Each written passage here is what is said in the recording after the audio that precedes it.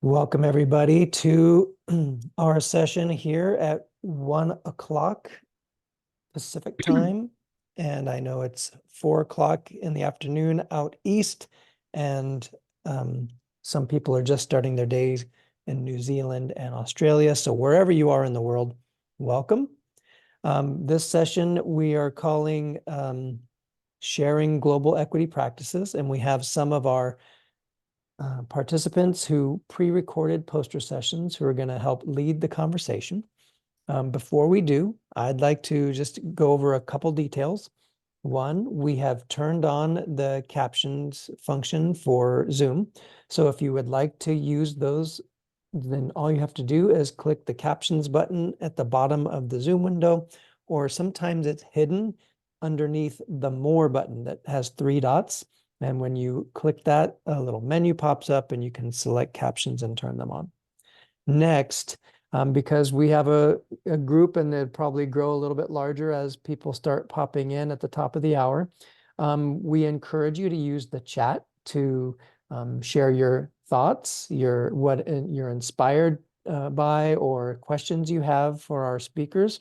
And last, because we're recording this, and you should know, if you want to stay anonymous, you can change your name in your video feed. You can keep your camera off if you wish. It's up to you.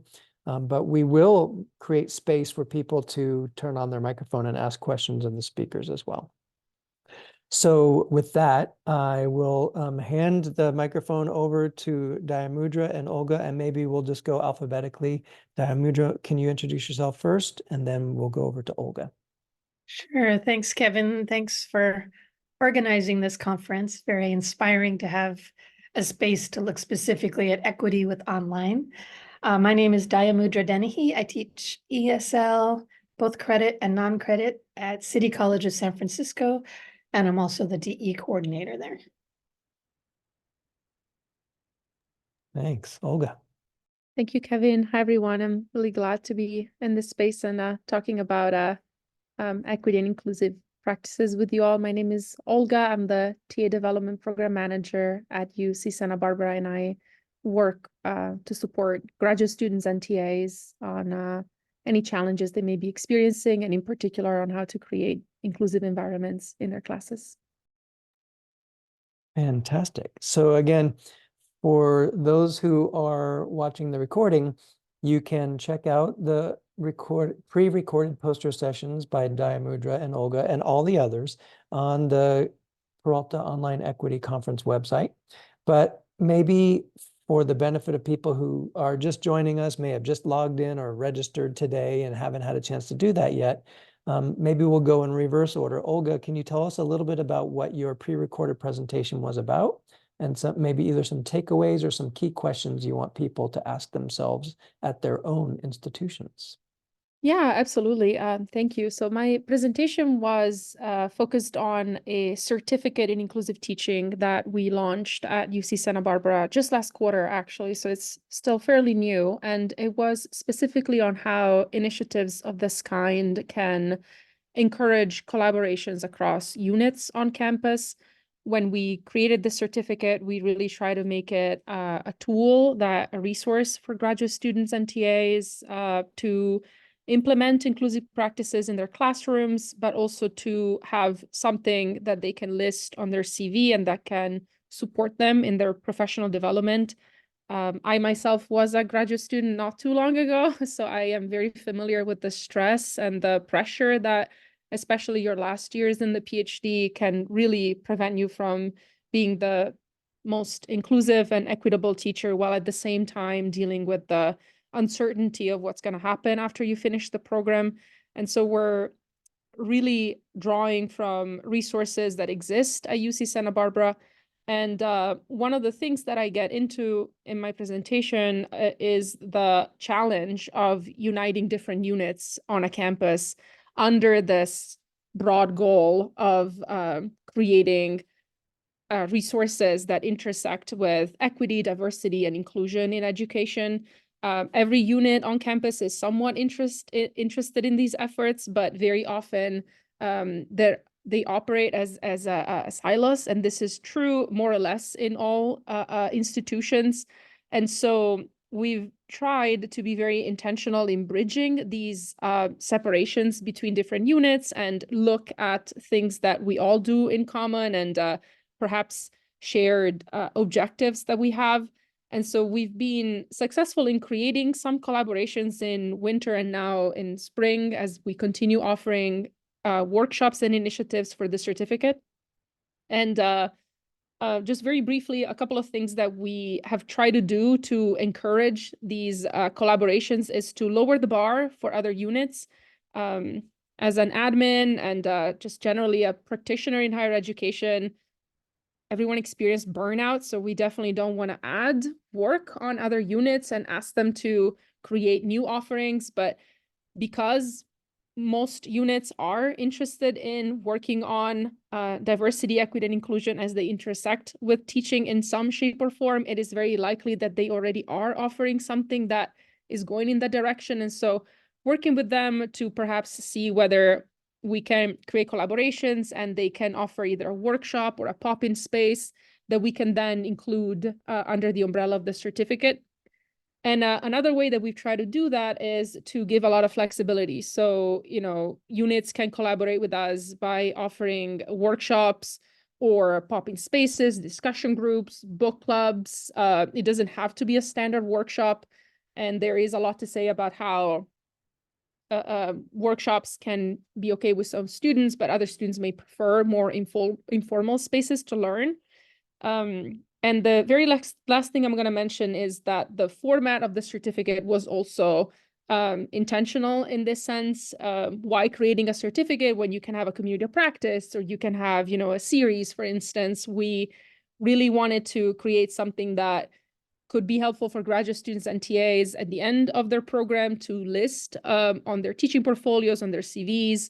Very often the realities of the job market is that a certificate carries more weight than a series of workshops, but also it creates this institutional weight where students are encouraged to participate. And we've seen attendance going up for these initiatives that before the launch of the certificate was quite low. So Kevin, I don't know if maybe I can pass it to Dayamudra and then we can talk about questions that we have for the audience or conversation. That sounds perfect. And I put one of the core challenges that you mentioned. I tried to type it up in the chat, but feel free to expand on it just so that I wouldn't lose it in my head. But Dayamudra, please share what your pre-recorded poster session was about, and then we'll hop into questions for the participants. Yeah, I just want to really appreciate Olga and this really innovative initiative that she started. I love the idea of a certificate. And I wish I had that when I was doing my teacher training back in the day. So I'm really interested in the evolution of generative AI and how it's working its way into education, really since November 2022, with the public launch of ChatGPT 3, and then later 3.5 and now 4. I think people have a lot of questions about generative AI and it can be overwhelming thinking of where to start. And I really wanted to put together a resource guide with an equity focus. So I'm going to just share one screen for my presentation, if that's okay. Please. Yeah. So this is the guide that I created. I started creating it in December 2022, and I've been adding to it. And there are a couple new sections now that are specifically focused on equity. So I've put together interviews with other California community college educators about how they're using generative AI, how they're working with faculty, how they're bringing in student voice. I've linked to recordings of really good webinars that I've been to, workshops I've been to, and a few podcasts where I was interviewed and other people were interviewed. I've got articles related to generative AI on all different themes. So some of them have to do with academic integrity, some have to do with assessment, some have to do with policy. And then there are a lot of web-based resources from all over the world, even the European Union, UNESCO, United Nations, and in our country, the Department of Ed. And then a whole section on suggestions for generative AI. And then there's a whole new section as well on equity resources. So I'm just going to stop sharing here. Concerns about these tools are the biases that go into creating them, some of the unfair labor practices, in terms of designing the tools, in terms of the labor that's usually very low paid and from the global south, accountability of the companies where student data is shared, environmental concerns.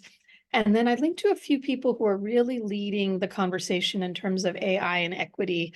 Joy Buolamwini, who recently won the NAACP Digital Equity Award and has written a book called Unmasking AI. If you haven't read it, I really recommend it and really encourage people to start little reading groups with it. It's a great book, really gets you thinking in a bigger way about AI and bias, and a few other people. And then I also went to South by Southwest EDU in March, and there was a lot of focus on Gen AI and equity. So I linked to those talks and gave a little description, and you can either hear the audio or watch the video. So I'm hoping that those curated resources will give people a place to start, specifically with the lens of equity. Some of the trainings that I've been to, people don't talk about equity at all, but I think it has to be at the heart of our conversations in terms of building our own digital literacy and being in constant conversation with students. And then lastly, I think the important equity piece is bringing students into the conversation. I'm on a lot of listservs where we're talking about students, but in San Diego recently, the Orange County Unified did a whole AI summit led and focusing and showcasing students. So students were the keynotes, students gave talks, students organized it, students picked the theme. So I'm hoping that part of our equity practice could be to really bring students around the table as we explore this new territory that kind of came out of nowhere. Well, that's perfect for today because we started our series of discussions with a panel of students from Peralta Community College District. And we had a session 2 sessions ago led by a graduate student from Harvard who talked about the student experience. But throughout the day, if you've looked at the chat, and I've had the honor to be in all the sessions so far, one of the comments that keeps coming back around is ask the students, talk to the students. And so I'm going to maybe make that our first question, and we'll start with our 2 speakers and then maybe open it up to the whole gallery here. How have you engaged students around your topics? So Mudra around generative AI and the equity issues around that, and Olga in creating a certificate for inclusive teaching. Basically, what do students consider to be inclusive? And since you're working with some people who are bridging that gap, they're TAs, so they're students and acting in an instructional capacity, they kind of can see both sides of the equation better than maybe someone who's been teaching for 15 years and forgets what it's like to be a student. So I'm going to let you both do Rochambeau on the Zoom window to see who goes first. But how have you included students or engaged students in conversations to inform the work that you're doing? I'm happy to go first. I really appreciate the question because it's something that whenever conversations around equity and inclusion are tabled is of primary importance, right? I mean, we're talking about practices that can enhance the inclusive environments for students ultimately. And so for the certificate in inclusive teaching, we've been lucky to be able to rely on or include in the conversation 3 graduate students who work for the Office of Teaching and Learning, where this effort originated. And their perspectives have been absolutely fundamental for shaping the certificate. When we've had conversations right from the start of this idea about a format, the format of a certificate was of interest, especially because of this pressure when entering the job market. And the types of offerings as well that should be included in the certificate were also crafted in conversation with these graduate students. And one thing that I will say is that including students in the conversation is really helpful to decide what to focus on, but also something we've been trying to do has been to empower graduate students to lead some of these sessions. And with the 3 graduate students who are working with us, that's possible because we can pay them for their labor. But we've noticed that the types of offerings that they produce are very often super relatable to other TAs and graduate students, especially because they come from a place of creation of where the facilitators of the workshops, the creators of the workshops are very much in touch with the issues that they're delving into. There has been a lot of interest from undergraduate students and from TAs as well as faculty in AI. So I think that I was super excited, Dayamura, when I heard about, and when I saw the excellent guide that you put into the chat. I want to delve into it later, but this is something that is definitely part of the current conversation. I'm really interested in resources around AI and equity. We do not have an offering right now on that. There's a lot of resources available, but students are definitely interested in AI, and TAs approach the question of AI from different perspectives. So I can pass it to Dayamura because I've definitely felt that interest from students.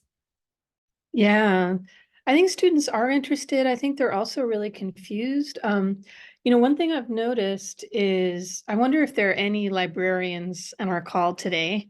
Maybe you could give a little heart if you're a librarian, but I've really noticed that librarians have been leading the conversation in terms of digital literacy, in terms of all the aspects. And our librarians have created a beautiful little course, and students can get a badge. So Olga was talking about getting a certificate. A badge is something they can show their teachers as well. And, something I found interesting was that librarians told me that when students come to them with questions, the librarian's response is, "How can I help you?" Right? And so how can I help you learn more about this? And I would love for teachers for that to be our question, where I'm seeing a lot on listservs, a real cat and mouse game, right? My students are cheating, they're using AI to cheat. How do I get them to stop cheating? So that's the conversation. I think that's one conversation. And I think it's an important conversation, but I think we need to open the lens a little bit. And I do wonder, if students were around the table, how that conversation would shift, how that sense of suspicion would shift. I think that our pedagogy is going to have to really change in response to AI. So there's just so many things. But personally, I have been just asking my students, and some of my colleagues have been doing the same. And just what I'm hearing from them is they want to learn more. They want to use the tools with integrity. They're a bit overwhelmed. Really, what I'm hearing is a need for digital literacy. And they're also quite confused because different teachers have different policies, and some have been accused of using AI when they haven't. And then there's all this controversy around these tools, right? Like Turnitin, that show a lot of bias and can be very inaccurate. So there's a lot of confusion and a lot of curiosity. And I would love, for curiosity to kind of lead the conversation.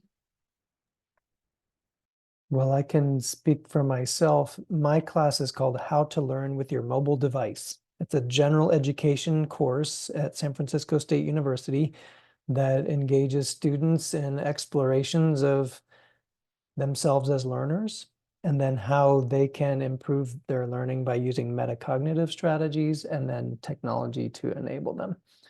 But I specifically created in the last year a module around learning with generative AI. And I asked them as a conversation, mainly for the purpose that you've brought up, Dayamudra. I wanted to know what they felt about it, both pro and con. And so, interestingly enough, they found the utility in ways that we've seen some educators sharing on places like LinkedIn, where they are using it if they're an English language learner and they want to improve their vocabulary or their grammar. They're using it like different adaptive tools to improve their abilities with math and science, things like that. But they specifically said, and a number of students brought this up, that they didn't like the idea of themselves or others using it to write a paper when they were going to the trouble and time to do authentic work, even if they were getting help in correcting grammar and things like that. They felt like there was a line that they didn't want to cross. Similarly, they felt that it was important that instructors are the ones who give them feedback. And they did not want feedback generated by AI because, in one person's words, I'm paying tuition and the state citizens are paying taxes. And so it shouldn't be okay for an instructor to only give feedback through an AI engine. There is space for having a comparison where the AI engine gives feedback, but you give your own so that the student can see different perspectives or things like that.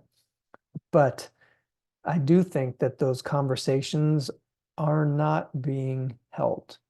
When you say that, you know, the swirl of concern around cheating and all these different things, I wonder how many of those instructors have taken the time to check in with their students. So thank you for raising that point. It's so important. Before we move to like another topic, let's open it up to the room.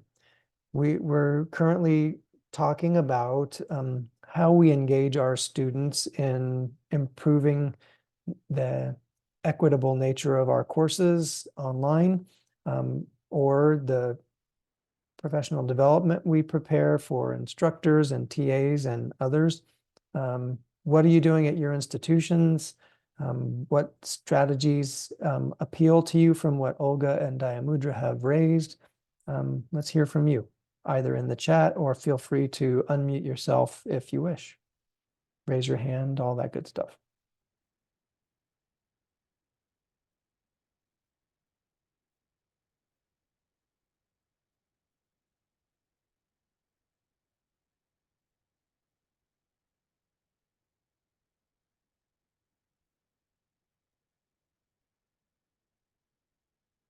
All right, well, that is a rough amount of wait time that I like to leave for people to mull over their own answers. So maybe then let's have Olga and Dayamudra come up with a question that might be more interesting to the group. Since it is a discussion session, we're hoping that you'll all respond to maybe a question that they have for us. Yeah, sure. I can get started.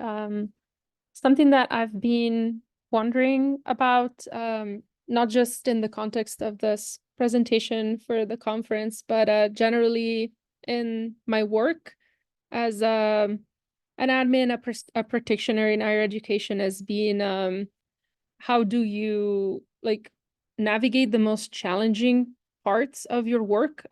What is the biggest challenge when trying to support students that you're experiencing? Is it burnout, for instance? That's a big one that I hear from my colleagues. We're all trying to go above and beyond to support students, whether we're doing it on the admin side, on the faculty side.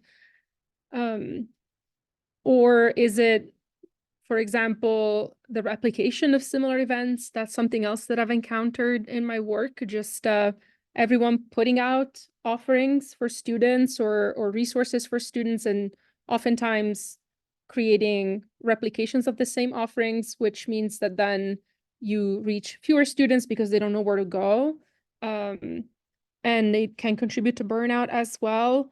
Or is it maybe not reaching students? So kind of a disconnect between what the admin or faculty side sees as a priority versus what the students need. So since it's a cozy enough group of 20 of us, I would love to hear about what you're all navigating in terms of challenging, what's difficult for you to do as you do the work you do, what kind of support you found at your institution versus what kind of support you would like to find, and maybe draw from people in the group for support. And again, as Kevin said, just please use the chat. And I already see a comment from Allison. Sometimes we're so siloed that we don't even know all the resources, and so we can't help students if we can't even help ourselves. I feel that. I've definitely felt that way. Well, one way to counter that, Allison, and I see Peter Seaman in the room from Portland Community College in Oregon. And we did a workshop together where we created a 2-hour panel. The first hour was a panel of 8 or 9 academic affairs services, like tutoring, like library services and others. And then the second hour was more administrative student services, like financial aid, like basic needs, and other topics, counseling, psychological counseling. But it was a way to have a group like this, and I think we ended up with 45 or 50 people in the room. They learned about services at their own college that they hadn't known about before. And then they were able to create pathways to connect with the people after the session and say, oh, could you do a talk with my students about information competence? Or could you lead me to any resources that I can point students to about this topic? And so that's just one way, Allison, that you could think about kind of bridging those silos, which do exist on all of our campuses. And Peter, I'm sorry you missed it too, but I know they're thinking about repeating it in the following year, so you'll get another chance. And you watched the recording. Perfect. Other ideas from Silos are really one of the biggest challenges at our colleges, and we just, we're all doing so many things and working at different times, and those of us that are online aren't on campus, so maybe we're not as connected. There isn't that sort of water cooler that you would meet over. One thing that worked really well as the generative AI conversation was getting started on our campus, I was asked to lead a presentation, and I really didn't want to come in as the expert. I wanted to come in as someone that was curious. And so I invited colleagues from different departments that had different points of view, and we presented as a panel on the Flex Day. So there were just a lot of takeaways from a lot of different points of view. It was a real and also conversation, rather than a but and, it was and also.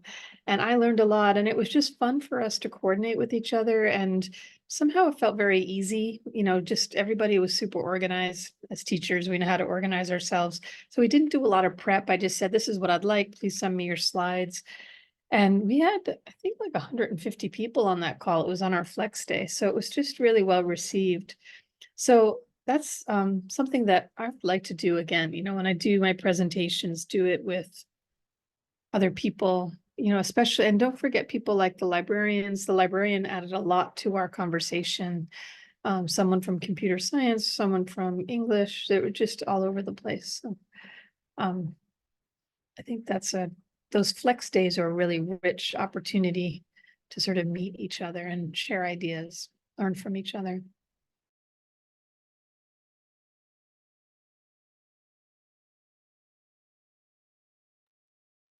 And for people who aren't in the California Community College system, Flex Days are professional development days that usually are reserved for at least some or all the day sessions that could be small, short 1-hour sessions, or sometimes they're a little bit longer, but it is meant to give opportunities for instructors and staff to get more professional development opportunities. And who knows, maybe there'll be an inclusive teaching certificate as a Flex Day offering down the road if we get some cross-system connections between the California community colleges and the UC campuses. when that happens, feel free to reach out. I'll share any resources that can be helpful. Wonderful. Hey, Kevin, this is Peter. Can you hear me okay? Sure can. Okay, great. I had a more general question I was hoping to ask maybe to Olga or Daimudra about, it seems like both your work is about inclusion and belonging. And I was really struck by the keynote yesterday morning where I think it was Michelle Pacansky-Brock talked about the difference between belonging and fitting in. And I found that very, very compelling. I can remember a vice president at my college, which is PCC, talking about the exhaustion that she felt as a woman of color in our organization, just trying to like fit in all the time. And I realized that that really is an important thing. So I guess what I would ask you, thanks, Kevin. Yep, Portland Community College. Do you have practical suggestions about helping people get a sense of belonging and helping people to fit in?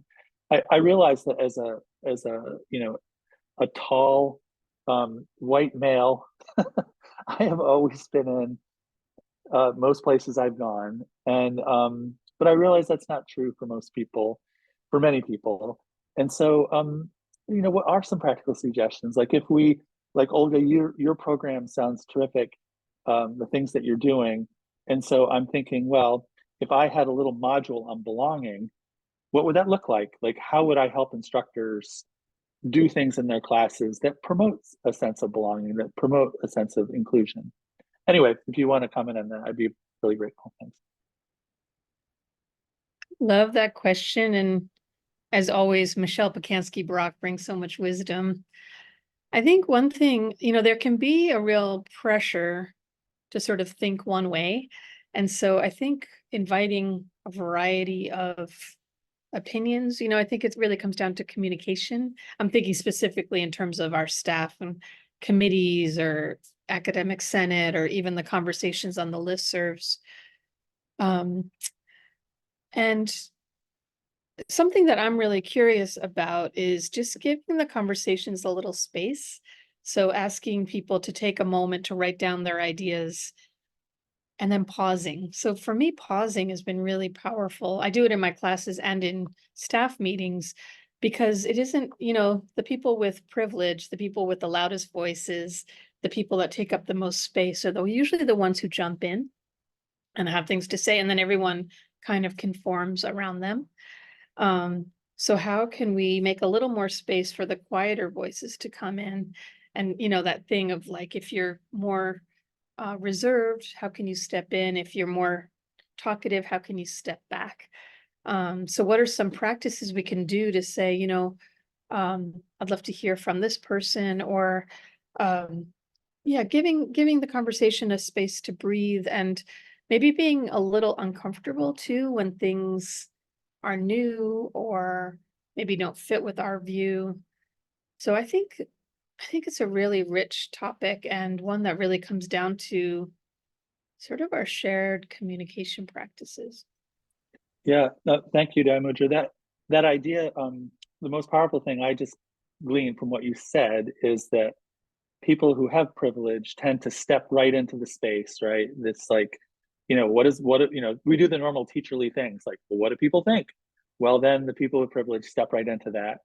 But the people who don't feel that, and that like they belong in that way, don't. And so if we can find other ways to allow people to step in, then we should promote those things, maybe instead of the old ways we do them, right?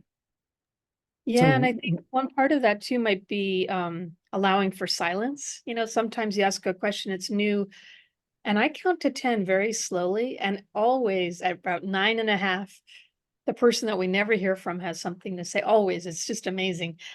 So like that's kind of awkward for people to have that little pause, but I feel like we could really work that in more and kind of agree to it more. So that's one idea.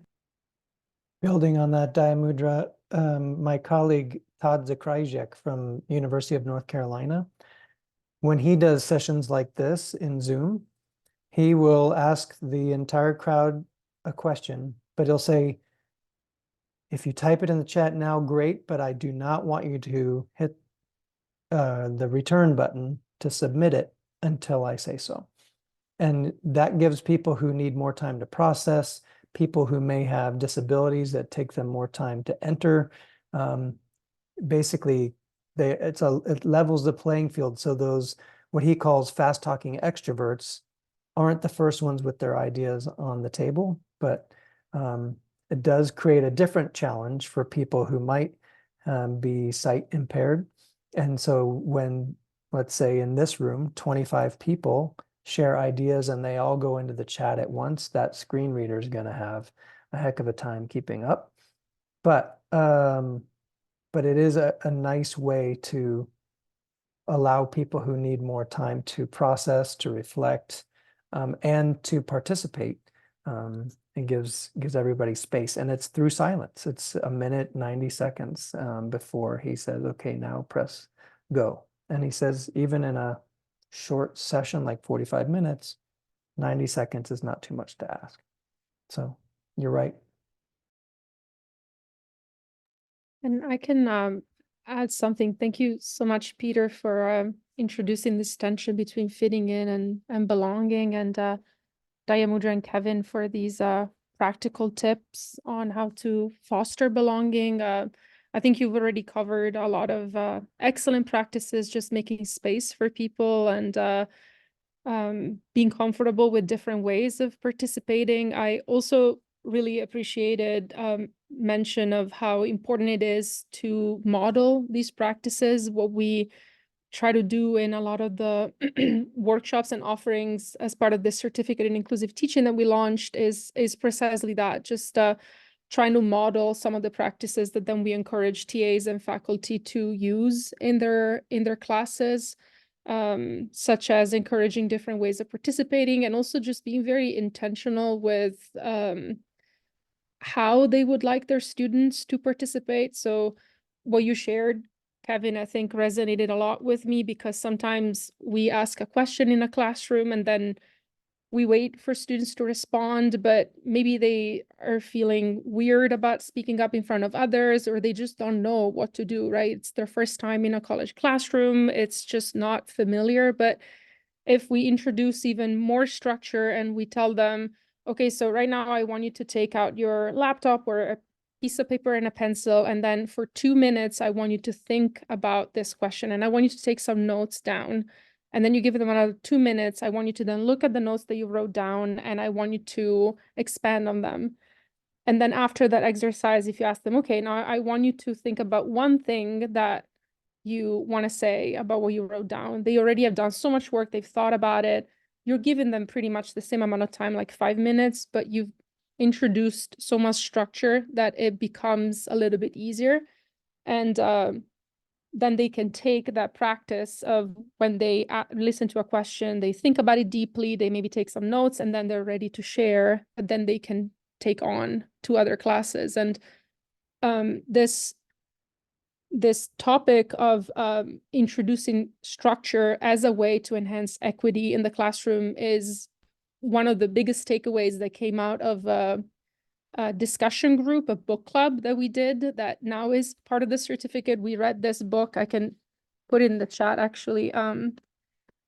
Inclusive Teaching. And it contains a lot of really fantastic practical resources. A lot of these resources enhance belonging and equity in the classroom.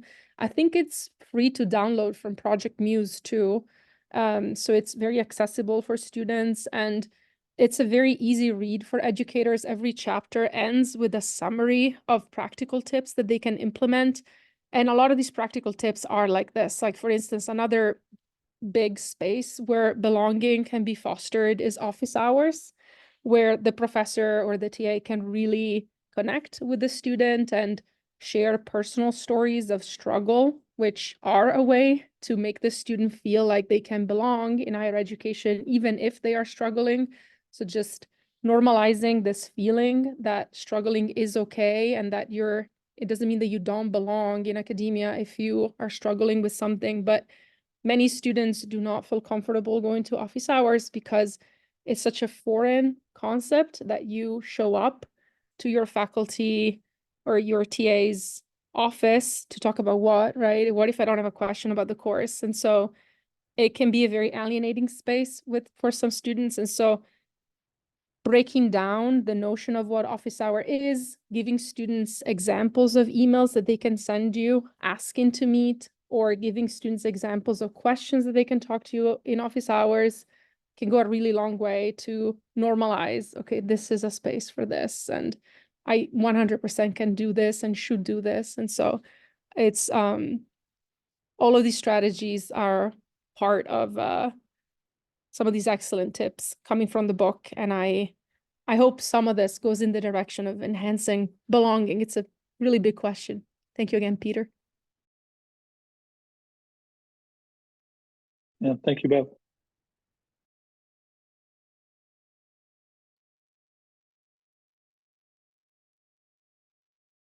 So we have around 5 minutes or so.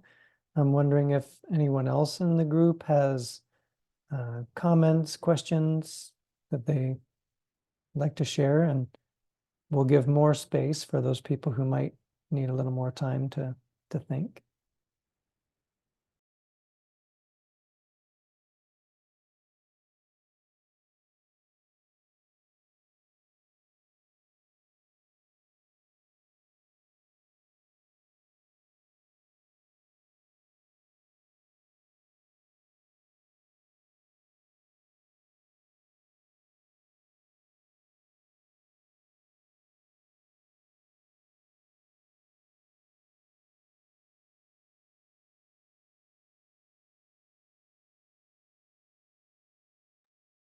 If no one has anything to add, I would like to add something. I teach ESOL, English for Speakers of Other Languages, and most of my students are coming from different backgrounds. They speak different languages as their home language, and what we just discussed is super important for them. And I'm sure you also have students who speak English as another language and who are coming from different cultures in your classrooms too.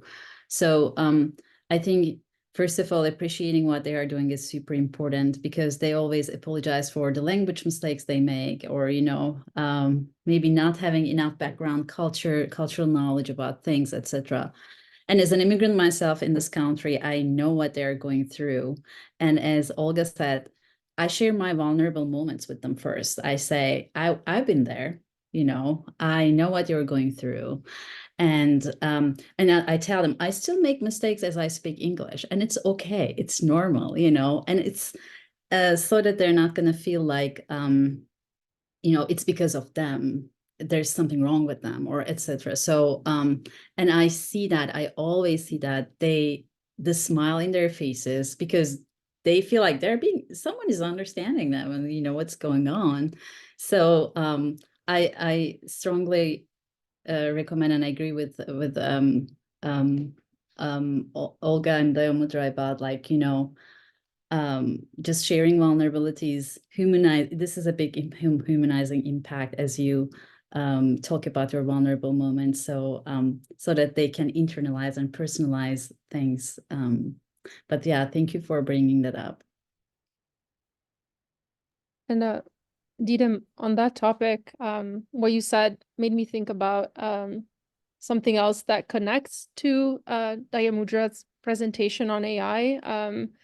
One of the biggest uses of AI towards equity that I have personally found is in helping students who are non-English native speakers. I am also not an English native speaker. I originally come from Italy, and I remember my first years in the PhD, I was so afraid of sending emails because I always felt like I was either being too formal or not formal enough, and I could not figure out how to use idioms, for instance. And if I had had a tool like ChatGPT where I could just plop my email in and then it would come out looking okay, and I wouldn't have to stress for 3 hours about sending an email to a faculty member, I would have been so much more confident in speaking to my faculty. So I really like to encourage students who are struggling with this, not necessarily non-English native speakers. I think it's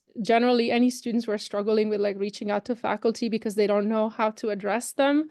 AI can be a huge tool in that sense, and really make these interactions so much easier and less stressful. So thank you for bringing that up. Thank you.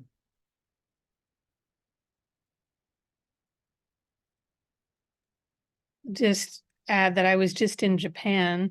I went to university there, but it was several decades ago. So this time I had my phone, and I was able to put Google Translate up and sort of translate all the signs, all the posters. And it was interesting because I felt so much more connected to the community. So there was like a whole sign and a whole campaign about you can wear a mask or not wear a mask. Let's make space for everybody. So it was fun to actually be able to read that. And yeah, so I was really appreciating that connectivity through this little AI in my phone. I didn't have any of those tools when I was just like having my first years in a new country. I wish I had that, Me too. And Yeah, these are great tools to use at this point, right? when I was a university student in Japan, I tell my students, like you said, Data, I used to cry every night. Like I was so happy to be there, but I was like, I miss my language. There was no internet there, this was like way back in the day. But yeah, like that visceral feeling of despair. Or fatigue after translating or speaking in another language all day long. It can be fatiguing. So we've reached the 45-minute mark. Maybe the way we can close this session is to have each of you kind of give a closing call to action, something that you hope people in this room will take away with them and try at their institution or in their class. And so, Dayamudra, let's go with you first. Okay, it's a little noisy where I am. They're painting the outside of my building. But yeah, I learned a lot from Olga and from all of our conversations. I think maybe my biggest takeaway in terms of overlapping is just really hearing student voice. So I hope in terms of my topic of generative AI, as you explore and build your own digital literacy, just to really include student voice in the faculty conversations. Great. Olga? Thank you. Yeah, and in addition to that, I would say, since siloed compartments is a reality in many institutions, maybe reach out to a unit that you had never worked with before, but you think maybe doing similar work to what you're interested in, and be open to possibly collaborating with them and just having a conversation. Sometimes it starts as a conversation and just getting to know the people that are working with you in your institution. And oftentimes collaborations are born just by talking to others and discovering common ground. Great. Fantastic way to end. And Dayamudra put her resource guide in the chat, and I've already put it on our website under her session on the poster session page. Thank you all for participating, and we will be back in another 10 minutes with Dr. Rochelle Newton, who's going to talk about different aspects of people leaving workplace. There's trauma, there's feelings of being left behind. So we will look forward to that. And following up on Dayamudra's topic, the last session of the day will be, can AI be your equity coach? That'll be at 3 p.m. Pacific time. So stay tuned, but we'll stop the recording now, go take a bio break, and we'll see you back here in 10 minutes. Thank you all. Thank you, Kevin, for being Thank you, an Olga. excellent Thank you, moderator. Dayamudra. Thanks.